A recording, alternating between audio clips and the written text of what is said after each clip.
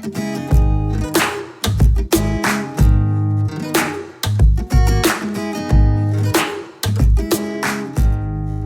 Level Up. Today we are doing an introduction to presentation. So we just finished off our past segment, which was discussing all about business plans, really focusing in on each section of the plan, the way it's compiled. And now we're getting to the epitome of the plan, which is the presentation part. So when you walk into a judge or an investor room, you are selling your product. And essentially that's everything that's the most important, everything that we've taken from the plan. Now we put it into your presentation. And I want to begin by just discussing a bit about what the presentation should flow like in terms of a general structure, and it should be like a story. So think back to when you were a kid listening to your parents read you a bedtime story. There were three defined parts to the story. There was a distinct beginning, there was a distinct middle, and then a distinct end. And that's what you want to create for your audience or your listener, especially when you walk into that judge room. So the beginning is the hook, getting the audience interested in terms of what you're talking about, what the product is, what type of innovation you're bringing to the table.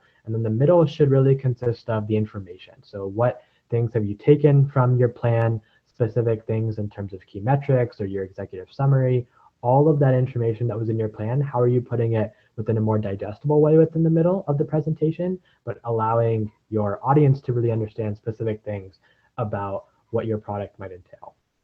And then in terms of the end, you want to end with something really strong. And so now you're wrapping up the story, you're going ahead and giving your judge a really, really good understanding in terms of what the product has and how it's going to benefit them, so to speak. And so I did a role play a couple of days ago, just so I could practice before Area comes up. And it was all about this company called Fright Night Costumes. And so I began the presentation with the story about a little girl and her grandmother and how they used to team up to work on their costumes each year, and they would match costumes. And so that was the beginning of the story, because the company that I was pitching to had no costumes for the grandmother anymore. And so now they had to transition to this new tradition. And so what I wanted to do throughout the middle of the presentation was describe some of the things that we could do to allow that relationship and tradition to be reborn, so to speak. And so continued with my entire recommendation throughout the presentation.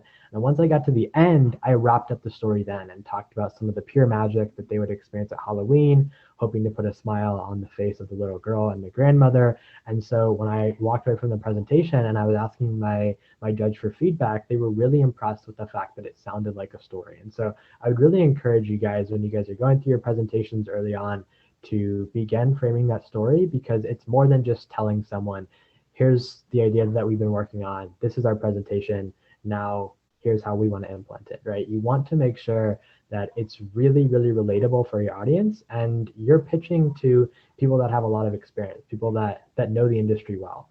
And so especially when we talk about it from a DECA standpoint, most of these judges are volunteers who are parents, business professionals working at some of the most blue chip companies in Seattle, but they still are parents. And so they understand and relate with us, our demographic of teenagers, very well. And so if you mention something potentially about the teenage demographic or their kid, they're going to be able to resonate with that. And so make that a part of your story.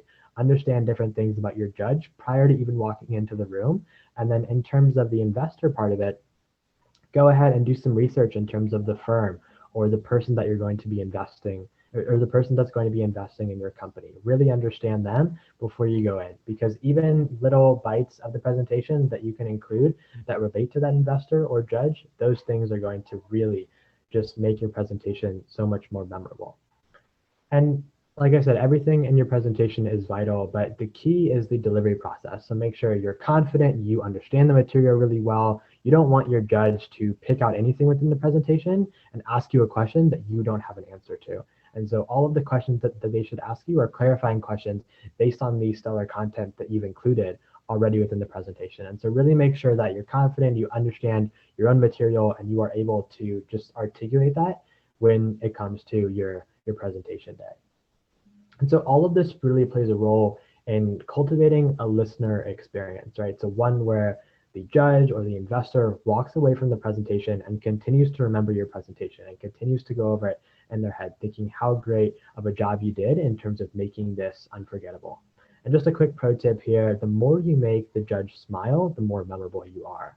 And so obviously this varies judge to judge, and investor to investor, but you want to make sure that you are coming in with a bit of humor as well, and just being able to play down sort of this what's normally a nervous situation going into an investor or judge room. You want to be able to go in again with confidence, and then be able to hopefully make a couple jokes based on the presentation as well, so that way they can continue to stay engaged, because that's a forcing function for them to be there with you, since they've already built up a relationship early on.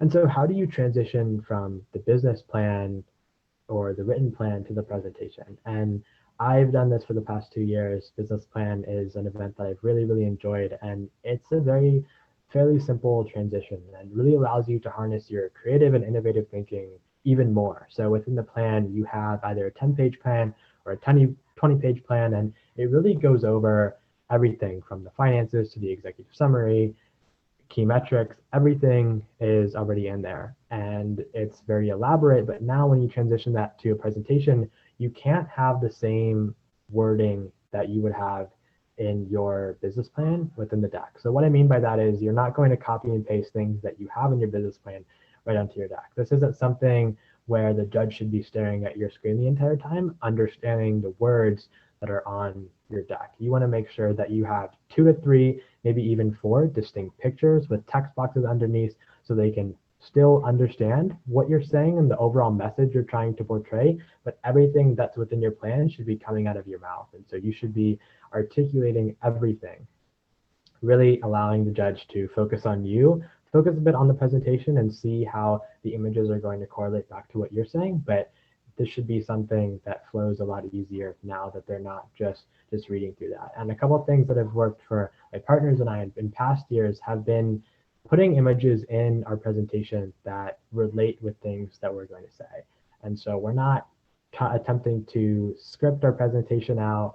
We don't really want to just get into this flow of repeating everything that we've already memorized, because once it gets too memorized, the flow is lost. And so I would recommend putting, again, 3 to 4 images that allow you to remember what you're saying, and then also put that in a way where the judge can understand specific things that you're saying. And it should be, in terms of what you're doing once you get into the presentation room, if it's an investor or if it's a judge, it really varies in terms of whether you're standing up or sitting down. My partners and I, we were standing up for our first 2 years, and then this year, obviously, we're all sitting down on virtual, but we like to stand. It gives us a better frame in terms of how we present, but it really all matters based on you, and so it's all contingent upon your presentation style. And you want to make sure that, again, your judges are committed emotionally. So in the sense, they shouldn't be crying at the end of the presentation, but they should be laughing, they should be engaged, and they should be moving up to the screen to understand what you're saying a bit more, and then taking a look at you. So make it sort of intimate in terms of how you go about this presentation. Ensure that you have hand gestures, and just allow them to be a part of your experience for the 15-20 minute period that you have done. And so I have a couple tips for practicing presentations, some things that have worked for me, and just best practices across the presentation realm.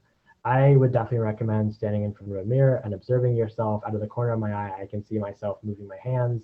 And so I know that this is something that is really good in terms of nonverbal communication. And this is something that I've developed over time. And so really make sure that you have those cues already intact, and just become self-aware in terms of your presentation strategy. So you don't want to be standing still and just talking to the investor or talking to the judge. You want to make sure that you're communicating with them outside of just verbally saying different things. And then I would say also to present to mentors, family, friends, seek feedback really, really early in the process, and then continue to iterate based on that feedback. So I have talked to tens of 20s of people throughout the time when I started doing presentations, and it's really, really helpful to engage different perspectives throughout the process. It allows you to get a better flow. It allows you to present more, which equals practice, which is then going to equal more presentation success. And so it's really something that you want to focus on. And especially if you can get someone in the field. So for example, if you're a small business owner and you can talk to someone else who is at a Fortune 500 company, or just get a quick chat with them and then present to them and then gain feedback, that is a really, really great opportunity to consult with someone who has a lot of experience and has continued to pitch to investors in the past. And just understand as well, like no presentation is going to be perfect, but the more and more you work towards that state, the more and more that you really have the opportunity to achieve it. And so those are some basic tips in terms of the presentation style overall. Now I just want to go into a couple more things specific within the presentation that you should focus on. So number one, I would say really understand your performance indicators before you go in. And so within a business plan, there are specific things that you will want to go over. So obviously having a solid open, a solid idea, a solid close, and then also the micro things that we talked about in terms of including within your presentation. But what does your judge want to get out of this experience? So most of the times within a business plan, your main PI is the ask, and it's the investor ask, it's the money ask. Okay, we want 5% or 10% for the $300,000. That is the main PI, is finishing off the presentation and then being able to get that investment. And it works the same for small businesses. That's what you want to create, an investment, a partnership. And so that is the main performance indicator that you should be going in with. But define that as a group, as an individual before you go into your presentation, because now you're going to have so much more clarity as you continue throughout the process. And then I think one of the most underrated things, especially when it comes to presentations, is focusing on the implementation part of it. And so you spend a lot of time talking about your plan, talking about your idea, but what the judge really wants to hear at the end, and once you're closing the story, after you're done with all of that, they want to hear what the timeline or calendar is going to look like. So when is this going to be implemented? When is the project going to be completed? How are they going to track those PIs, track the success that you've already discussed within the presentation?